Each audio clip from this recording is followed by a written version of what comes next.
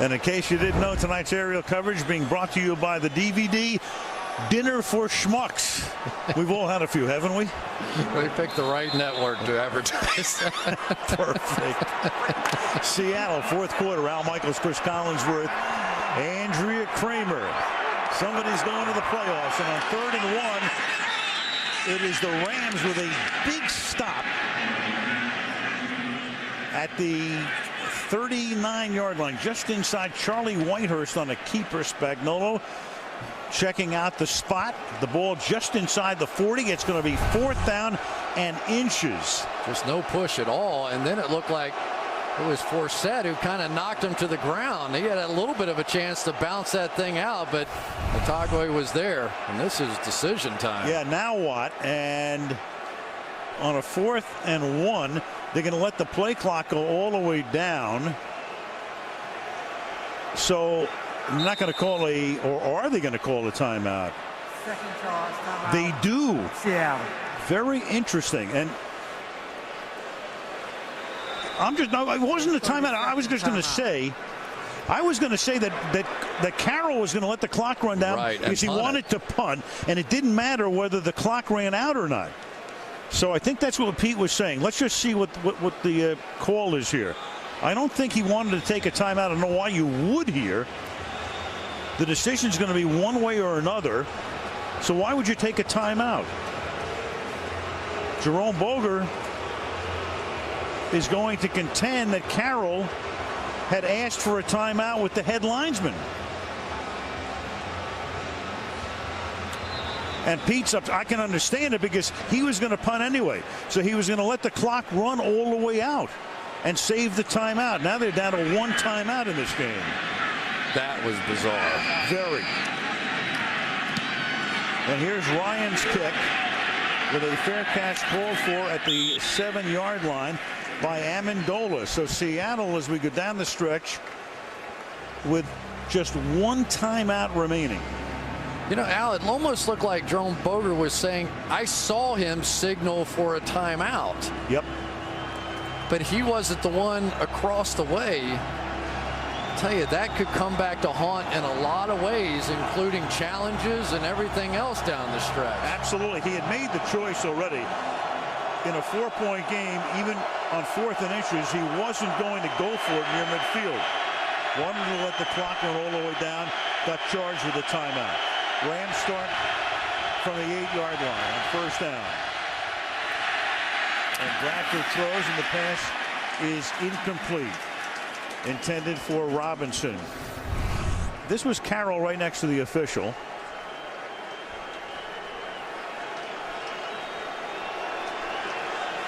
And the way the head linesman reacted is it's as if Pete was telling him call a timeout. You know, I just wonder, he said something about timeout. You could read his lips. Yep. I wonder if he said we don't want a timeout and the official misunderstood him somehow. 2nd and 10. Jackson picking and threading his way to nowhere to the 11-yard line.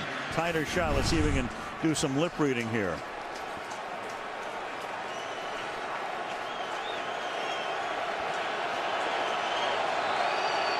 I don't know. What do you think?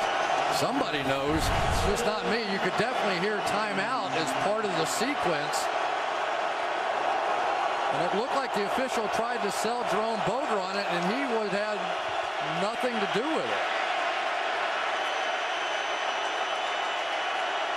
3rd and 8. Crowd at full throat.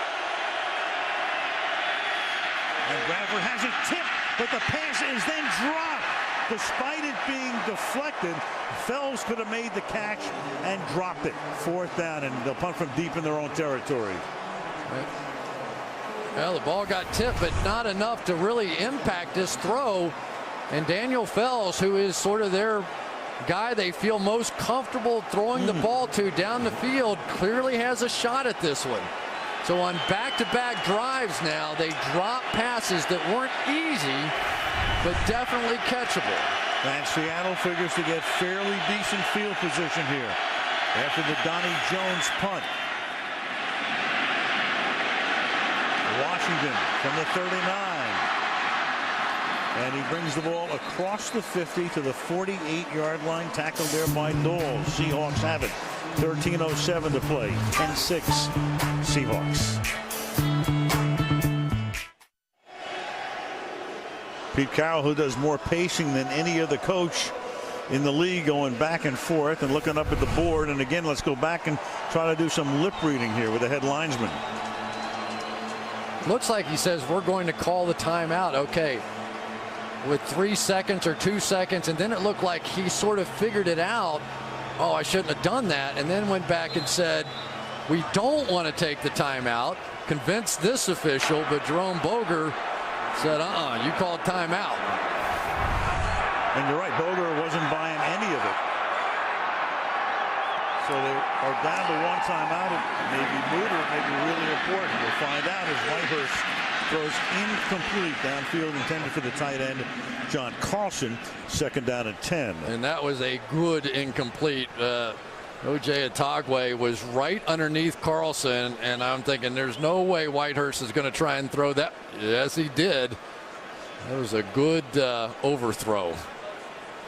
Boy, it's one of those games, kind of like one of those 1-0 pitching duels, you know, where every play kind of has a little significance now. More and more as we go down the stretch at 2nd and 10 from the 48. And that is caught. That's going to be a first down as it's Ben Olvamano who gets free on the near sideline and moves the chains. First down to the 35. Well, the Rams really in a very soft coverage here. Bradley Fletcher way out, and basically you just wonder if they felt like that, okay, they've got a lead. Whitehurst is going to be conservative, and here they come out with 2 straight throws. The Seahawks are playing to win the game, as our friend Herm Edwards would say. You do play to win the game. Lynch. And Lynch will pick up a first down. So Lynch with another big run, and that time behind the fullback Michael Robinson, providing the leverage. And he takes it from the 35 to the 22 for a gain of 13. All right, you be the official here. See if you think that Robinson may have gotten away with a little hold on this one. Locklear with a good job. As Long has right there, you can't really see it, but he kind of hooks the hip of Keel. You know, championship football, where they say you're not cheating a little, you're not trying, and Michael Robinson's definitely trying. From the 22, Forsett is the back. Off play action, and then the pass is incomplete over the top of Forsett's head. It'll be 2nd down, and Carroll looks for a flag and won't get one. Russell Okung doing his job here. He's in some pain. But again, he's just out there fighting, you know, and we're down to that part of the game now where one of the best young tackles, one of the best pass rushers, and something's going to give. But give Okung a lot of credit. He's a nice young man, very personable. He's had a tough year with those ankles, but he's out there fighting his guts out because he has to. They don't really have anybody behind him. 2nd and 10. Well, that's a backward pass. And it's Golden Tate, a rookie from Notre Dame, picked in the 2nd round. He gets it to the 19-yard line. And 3rd down, and every 3rd down play for the rest of the game figures to be fairly critical, and this one is 2. 3rd down and 7. Well, you called that one correctly. I thought that was definitely a backwards pass, and in this situation, those kinds of plays can really blow up in your face, and kind of got away with one there. 3rd and 7. The ball is at the 19. Pressure look. Forsett comes in. Then they send him out into the pattern. And Whitehurst throws, and the pass is incomplete. So they had Forsett out wide, then brought him in. It looked like he'd be in there to help block, and then sent him out into the pattern. And it's 4th down, and Maury will come in to try to make it a 7-point game. Well, I think you're starting to see some nerves show up between these two teams now. That was another drop. Forsett that time with an opportunity. We've seen a lot of misplayed balls here in the last few minutes. 38-yard attempt for the 13-year veteran who spent so many seasons with the Dolphins. Ryan to put it down. And Murray's kick from 38 is good. 10:53 remaining in the fourth. Seahawks by 7. Now, Chris, you know when the big boss, Dick Ebersol, says you have to see a show, I say you have to see a show. It's called Harry's Law, and you'll see it Monday, January 17th, right here on NBC. Oh, we'll have a little time on January 17th. Won't be studying any game tape at that point, so I'll check it out. Well, Hasselbeck is trying to stay loose on the sideline just in case. Pete Carroll looks like anything but a coach in a very critical game, which nears an end, as Danny Amendola will bring the ball back out to the 23-yard line, and the Seahawks have done a nice job on kickoff and punt coverage tonight. Pat Shurmur, the nephew of Fritz Shurmur, who was the defensive coordinator for years at Green Bay and was the DC when they won the Super Bowl in the mid-90s, but he's the offensive coordinator. And Sam Bradford tonight, look at that, that's from the line of scrimmage. 26 of the 30 passes have been less than 10 yards from the line of scrimmage. Almost everything underneath tonight. From the 24. Does he start to go downfield?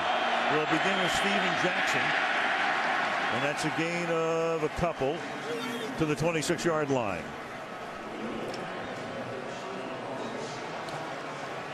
You know, it's really interesting. The one thing that Spagnuolo has been criticized for is maybe being too conservative. You know, he's a defensive guy, and, you know, are they letting Bradford do enough? Now, honestly, the way the Seahawks are playing, they've got those two deep safeties, so you understand it. But it is also gets awfully tough as they start to compress to keep throwing those underneath balls. Well, they've had 6 3-and-outs tonight, trying to sustain a drive. On 2nd and 7, and Bradford, who has a good arm, airs it out, and the pass is incomplete. Alexander is there, and it goes right through his hands. That's 2. You know, I mean, that's Denario Alexander right here. You're going to get up and inside, and Lawyer Malloy's not going to quite get there. It's not a hard catch. I mean, this is a perfectly thrown ball. That is not a hard catch. Never even put a finger on it, I don't think. The lack of a big play threat down the field without Clayton and Avery is really coming up to bite the Rams in this game. The play they were looking for, and he couldn't make the catch. And now Bradford deep again, and that pass is incomplete, intended for Gibson, and Jennings didn't even turn around, but Jennings was able to block his view as the pass came his way, and it's 4th down. Well, yeah, you know, this is, again, if you have a veteran receiver, maybe he comes back to the football a little bit here and runs through Jennings and gets the pass interference call. You know, once you get on the other side of a DB, if you really just plant and drive back through it, they'll give you a pass interference call. We saw Lawyer Malloy with a real veteran play earlier in this game, and not so much now out of the Rams. And Jennings covering on the play, and he is hurt. The right cornerback for the Seahawks. So Pete Carroll's defense does its job, and they're going to get the ball back when we come back.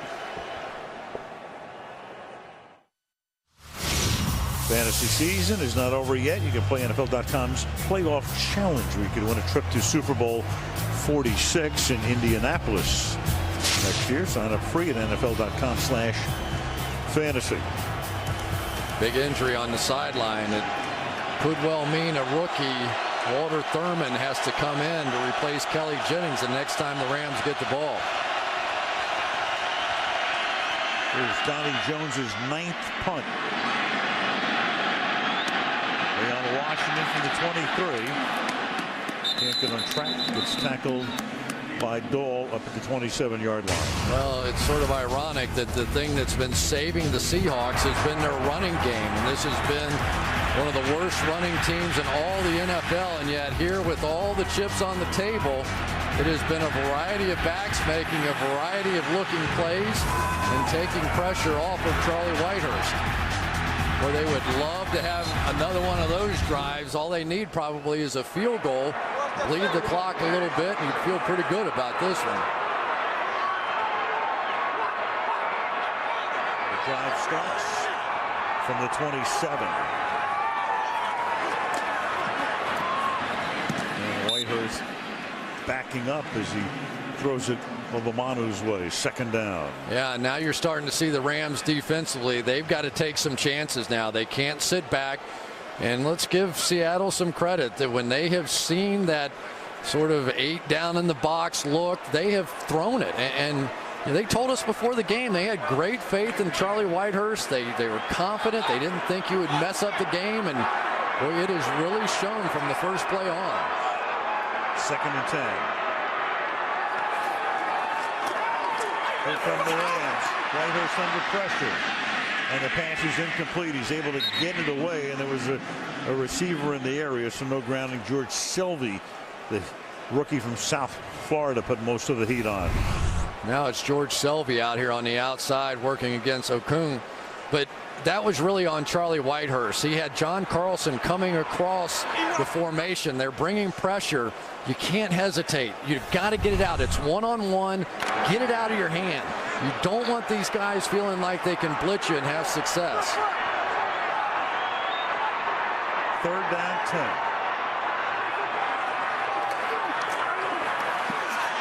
The pump fake and then the throw, and that's going to be out of bounds. Mike Williams down the sideline. Bartell with the coverage on the play, so it's a very fast 3 and out, exactly what the St. Louis defense wanted. 3 and out and take very little time off the clock. Yeah, they were aggressive. You know, I would have called the same plays, to be perfectly honest with you. I mean, they were in man coverage. You got to win the battle on the outside. One of them was Whitehurst's fault.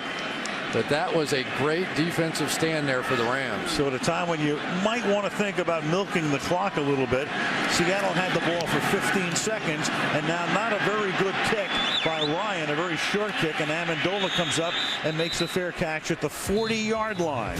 9:23 remaining at the 33-yard boot. Seahawks by a touchdown. Stan Kroenke, who's been the minority owner of the Rams for years, he and his wife Ann are now the majority owners, and he's watching his team try to come from behind and get to the playoffs. It's a pretty good portfolio. Owns the Denver Nuggets, the Colorado Avalanche, Arsenal, the soccer team in England, and the soccer team in Colorado. Hope he has a good satellite dish. Very good. And a TV network. From the 40-yard line. 2 fakes by Bradford, and that buys some time, and Gibson makes the catch and gets the ball into Seattle territory to the 48-yard line. Well, I tell you what, this has been amazing how many tip balls we have seen tonight. I think Will Herring gets a piece of this one, and they still complete it. You know, maybe the Rams finally getting a break, but for Sam Bradford, this is where you make your name. Everything's on the line in the next couple of drives. So a little bit of a fire drill before we went to the replay. They wanted to go without a huddle. So they get collected. It's first down and 10. They want to pick up the pace, and it gets intercepted at the 37-yard line by Herring.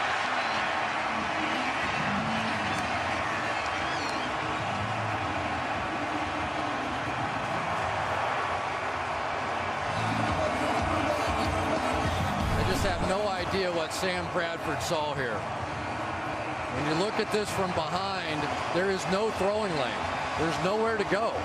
You know, you just, in this league, you cannot decide in advance that you're going to try and throw a football in there. There was nothing. There was absolutely nothing there. He predetermined, and nerves may be getting the best of a lot of these Rams at this point. Herring's 4th year in the league, first career interception. The ball's at the 37-yard line. First down for Seattle. Work the clock a little bit. Lynch. Chris, I had mentioned just before the play that we saw it before the replay that they were running around a little bit, and it looked like the guys weren't sure that they wanted to pick up the pace. And so Bradford's coming to the line. The guys are trying to get set, and maybe that's what led to what Bradford did on that particular play. You know, Sam's going to have to just take a deep breath. Okay, that one was completely on me, guys. Nobody else. You guys did your job. There's no way I should have tried to fit that thing in there. And he's probably going to get another shot if the defense can do it again for them. And they were doing the job. They forced a 3 and out the last time. It's 2nd down and 6 from the 41-yard line. Lynch with a first down. And exactly what you need at a time like this when you want to chew up that clock. First down at the 48-yard line, tackled by Laurinaitis. Well, Will Herring with the play of the night right in front of you there. Looking right at Sam Bradford, whose eyes never wavered once. I guess he just was looking at the inside defender because he wasn't any more than 1 yard outside Brandon Gibson there, and I'm sure Herring was probably as surprised as I was that he tried to throw it in there. Down to 7:15. Lynch again. Into Ram territory he goes. Gain of 4 yards, 2nd down and 6, and Lynch is slow in getting up. Well, they don't have any shortage of backs over there, so they'll keep rolling them in. But I cannot tell you, Al, how impressed I am. I mean, this is just a gut check by the Seattle Seahawks team. Much maligned. They took a poll here where they said, do you want the Seahawks to win or lose? More people said lose because they wanted a higher draft pick. They had completely given up on this team. That's what happens when you lose 7 out of 9. 2nd and 6. Whitehurst will run for a first down and get planted at the 38-yard line as Fletcher comes up. Bradley Fletcher, but Charlie gets right back up. And I tell you, this will get he was clearly trying to slide at the tail end of the play, which would have made this a penalty, but he didn't do a good enough job of it. As he comes out on the outside, and he's been making big runs all night. So he's going to try to slide, and then he got some help from Bradley Fletcher. In real time. And I tell you what, I love it. When the quarterback bounces up, those offensive linemen get fired up. And so does the crowd. The ball at the 38 on first down. And Whitehurst will throw, and that's caught over the middle, and that's a gain of 9 yards. Obamano is going to make it 2nd down and 1. I really have to give a lot of credit to the guts of Jeremy Bates, the offensive play caller for Seattle. He has not wavered at all in his conviction that Charlie Whitehurst could get this done. He is throwing passes at times when a lot of guys would not be taking that kind of chance. They've got a division title on the line, backup quarterback, and they have not stopped throwing the football. 2nd and 1. To the fullback, and that's not going to be a first down because Robinson is going to be stopped a little short. So a huge 3rd down coming up here. You don't think Jeremy Bates got a little bit of that from Mike Shanahan, do you? Ooh. Mike That's was, right. Sure. He always went for the jugular.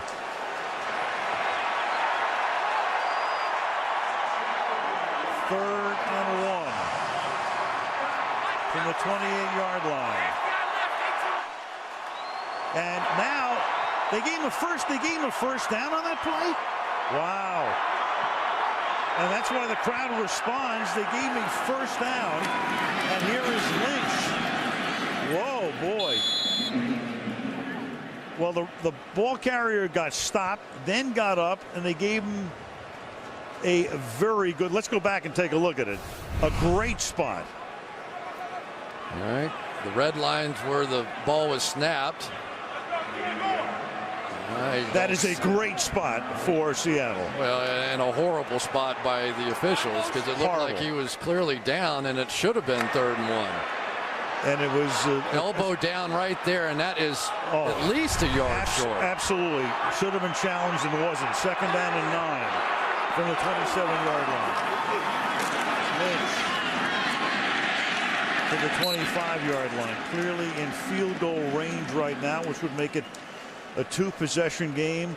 3.5. Rams with all of their timeouts. Well, and now I don't think you'll see another pass. because a field goal at this point in the game almost ends it. And Jeremy Bates, who's had so much guts in his play calling tonight, but I'll be stunned if they do it again. Under 3 to go. 3rd and 7.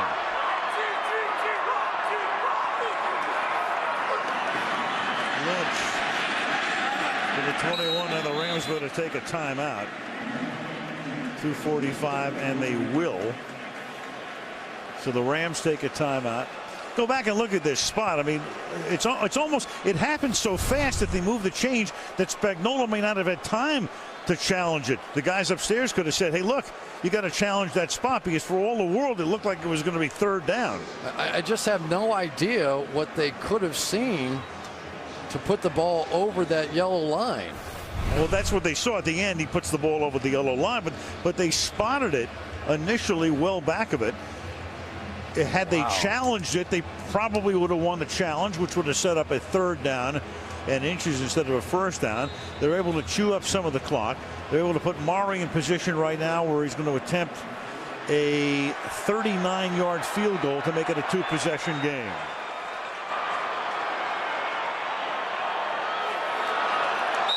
And you got a whistle before the snap. And the Seahawks say it should be on the Rams, and if it is, it's going to be a 1st down. Wow. It was 4th down and 3. Sometimes those centers like to play games and flinch the ball a little bit and try to get the defense to jump.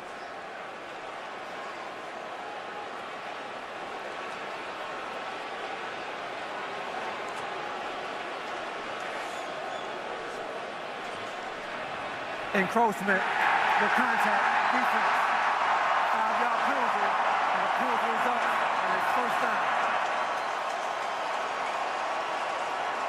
Well, the center is Clint Gresham. That is a 1st down. Will compel the Rams to take the remaining timeouts. Check it out again.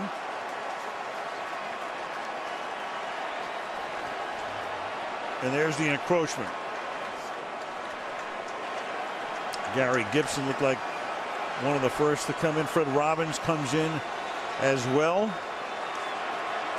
The ball never flinched. There was nothing to draw them off sides.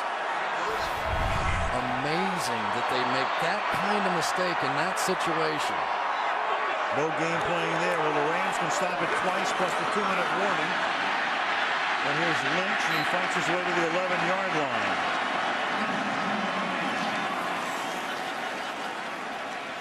And the Rams between the old rock and a hard place here right now. Do you want to take your timeouts on this side of it? Well, Spagnuolo doesn't. His guys just did not catch the football and make plays down the stretch. In a tight game, you have to take advantage of opportunities. You know, you can't say they went too conservative. They were throwing the ball down the field.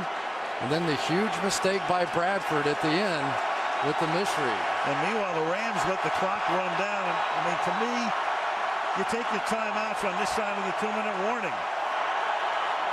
That's a wasted almost 40 seconds. 2-minute warning. 7-point game. Winner to the playoffs. Loser done.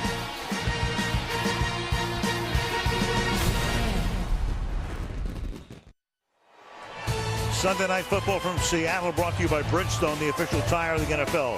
By BMW, the ultimate driving machine. By Geico, 15 minutes could save you 15% on car insurance. And by New Line Cinemas, The Right in theaters January the 28th. Wendy's post-game report is coming up. Andrea with the stars of the game. Bob, Tony, and Mike wrap up the game. We'll talk about Wild Card Saturday, all as part of the Wendy's post-game report. Well, the Rams had a lot of opportunities. Of course, the drop passes, the holding call, the non-challenge on a play in the first quarter, the bad spot here in the fourth quarter, and now they're in dire straits. Yeah, and would not be surprised to see a bootleg come out of here, because you know the Rams have to really attack this run. They're not going to throw it, but they could run him. 2nd and 5. Here's Lynch. And Lynch is going to work his way to about the 7-yard line, at which point the Rams take a timeout. There's also, no, they don't take a timeout because there's a flag on the play. Holding. Offense, number 64. 10-yard penalty. Replay, second down. That's Mike Gibson. He says, not me. Boy, that was going to be a 3rd and 1, potentially game over. Right. Yeah, go right over here. There's Mike Gibson. A little grab of the shoulder pads inside on that chest plate that usually doesn't get called. Offensive line, everybody holds that thing, so tough call. Big for the Rams because not only would it have been 3rd and 1, the Rams would have had to take a timeout. Now they don't. Clock's still at 1:54. Second down and long. And they can take their timeout here at the 20-yard line. And they're down to their final one. As the ball is at the 20-yard line, it will be 3rd down and 14. NFC again. Green Bay meets Philadelphia Sunday on Fox. The New Orleans game against the winner of this game is on NBC Saturday at 4:30. Atlanta, Chicago don't play again until the following weekend with the byes. We have the Jets and Indianapolis at 8 Eastern time here on NBC. Baltimore, Kansas City, CBS early on Sunday. And New England and Pittsburgh will take the week off and proceed in the next round with the byes. I don't think it bothers Pete Carroll that he may end up being the first team with a losing record to make the playoffs. The way, look at him, he's still having fun, and he had fun all week with these guys, and they responded by having a little fun themselves. 3rd down and 14 from the 20, and again it's Lynch.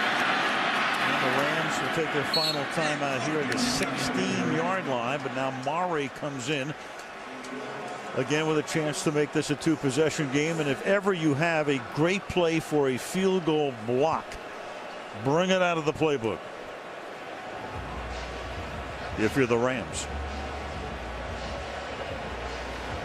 A major disappointment thus far. I mean, most people really felt like the Rams were the young and up-and-coming team, and Sam Bradford was the guy, and Charlie Whitehurst had not really shown anything as a backup quarterback.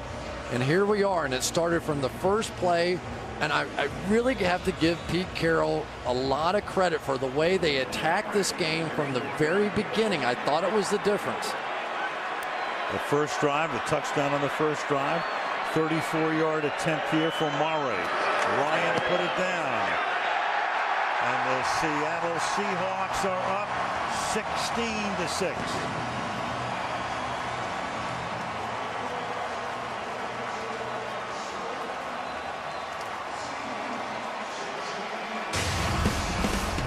They believed in Charlie Whitehurst from the opening plays of the game, spreading him out, letting him make plays. And that play right there where Kevin Dockery tried to knock it down, jump up in the air, and Whitehurst ducked underneath was a huge moment. And then, of course, the touchdown coming back across to Mike Williams. And that set the tone and really was the difference in the game. That opening drive is really what has set these two teams apart. But for Charlie Whitehurst, if he laid another egg tonight, Al, I have to think he may not even been coming back next season the way he played in some of these earlier games. But tonight, with all the pressure in the world on, he delivered. Yeah, they gave him $10 million for 2 years. That last drive too, Chris, almost as important as that first drive, because that's when you needed to take time off the clock. They just took 7:05 off the clock, 13 plays, 47 yards. And got a little help from the officials along the way. Right, and it came after the interception. There's a bouncing ball that's fielded up at the 25-yard line. Do we have another Dan Connolly run back? We don't. C.J. Ayu with the run back, and the Rams tonight with so many missed opportunities. That first drive holding call. Look at the official up top. It was that initial hold that they ended up calling. They don't challenge this one. End up settling for a field goal when it would have been 1st and goal. This was the killer here too. Mario Alexander letting one go between his hands, and then the awful interception by Sam Bradford. Now from the 41, needing 2 scores, no timeouts. And they got a flag for an offside, so this is going to be a free play. And Jackson will pick up the first down to the 48-yard line, but they'd rather get some time back on that clock. Chris Clemens came across the line and was offside for Seattle. It was kind of a bizarre play. I think somebody blew a whistle because all the players stopped. There was a moment there where everybody just sort of relaxed. Yep. It was almost like unabated to the quarterback could have been called. It was like a little half whistle. Oh, maybe I'm hearing things. I'm getting old. I don't know. You're not as old as Pete. Yeah, Carroll. Chris Long. Defensively, the Rams did their job. Just got nothing out of the offense. Rams would like the penalty to put the time back on the clock. Is that we had unabated to the quarterback. There you go. Defense, number 91. Well, now, if it's unabated, the play should have stopped and they should put the time back on the clock. And just mark off the 5-yard penalty. Right. Please reset the game clock to 1:33. There you go. All right, so they put the time back on the clock for the unabated to the quarterback. As the player stopped, you're right, there it is. Yeah, and they try to protect the quarterbacks, and I think that's a good call. You know, I mean, you don't want the quarterbacks in this league taking free shots like that. Right, so the Rams get the time back on the clock. It makes it first down and 5 from the 46-yard line. And Bradford slings one to the 35, and that ball winds up on the ground. Was it caught? No, incomplete. LaRon Robinson. Ball came loose, but it's ruled an incomplete pass. That was some read that time on the part of Sam Bradford. Let's see if this one's, boy, I tell you, yeah. He had control of the football. It wasn't exactly tucked away. Well, they may look at that upstairs because you saw Spagnuolo motioning to the guys, get back in the huddle and run a play here. He doesn't want that checked. Babineau is there. Did he put it away is the question. The guys upstairs are in control right now. I think they're going to call down and look at that. Well, 2nd and 5. They must feel that he never had possession. So there's no review from upstairs. Wow. We keep on going. Flag now thrown, and the pass is incomplete. Prior to the snap, delay of game, offense, number 8. 5-yard penalty, still 2nd down. Let's go look at the play in real time and see if it was a catch or not. Can't tell. Pretty bang, and I understand they're going to err on the side of incomplete in this league. I just thought that it was close enough to where you would want the officials on the field to ultimately decide that one. 2nd and 10 with the ball at the 41-yard line. 4-man rush. Bradford under pressure. Sacked at the 37. Raheem Brock. Good night for him.